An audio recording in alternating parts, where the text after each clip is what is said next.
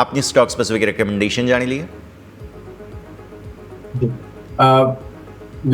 યશજી, આપ જોશો તો આપણી જે તમે સરકારી બેંકની વાત કરી એ રીતે જ હું આ પીએસયુ બેન્કિંગ ઇન્ડેક્સ પર ઘણો પોઝિટિવ છું. આ લાસ્ટ વીક પણ આપણે જ્યારે વાત થઈ ત્યારે આપણે વાત કરી હતી કે પીએસયુ બેંક્સને આપણે એક્યુમ્યુલેટ કરી શકાય છે ઘટાડીને.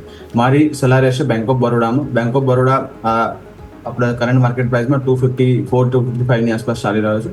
એક લોંગ ટર્મ એક બેટ તરીકે આપણે ત્યાં જોઈ શકીએ છીએ. આપ જોશો તો 254ની ઉપર એક ખાસો સરસ બ્રેકઆઉટ આપી રહ્યો છે અને એક રેન્જ હતી 235થી લઈને 254ની. એ રેન્જનું બ્રેકઆઉટ આપણને મળ્યું છે અને ઘટાડે સતત આપણે જોશું તો બાઇંગ જોવા મળી રહ્યું છે. થોડો ડીપ સ્ટોપ લોસ છે 235ની આસપાસ અને થોડા લોંગ ટર્મ ઇન્વેસ્ટમેન્ટ હોય તો 230ની આસપાસનો સ્ટોપ લોસ રાખી શકાય છે. આવનારા સમયમાં 285થી લઈને 300નો ટાર્ગેટ આપણે બેંક ઓફ બરોડામાં જોઈ શકીએ એમ દેખાઈ રહ્યો છે. ઓકે, સો વ્યૂ આ પ્રમાણે અહીંયાથી ખાસ આ સ્ટોક રેકમેન્ડેશન તરીકે ધ્યાન પર રાખવાનું રહેશે આજે સર તરફથી બેંક ઓફ બરોડા. સો મારી પણ પીએસયુ બેંક પર પસંદગી છે. સર પણ અત્યારે ફિલહાલ પીએસયુ બેંક પર જ નજર રાખી રહ્યા છે અને આમ પણ માર્કેટમાં સર ગઈકાલે આપણે જોયું હોય ને તો પીએસયુ બેંક્સ જ હતા અને ઇવન પીએસયુ કંપનીઝ માત્ર ને માત્ર સરકારી કંપનીઓ ગઈકાલે ચાલી છે.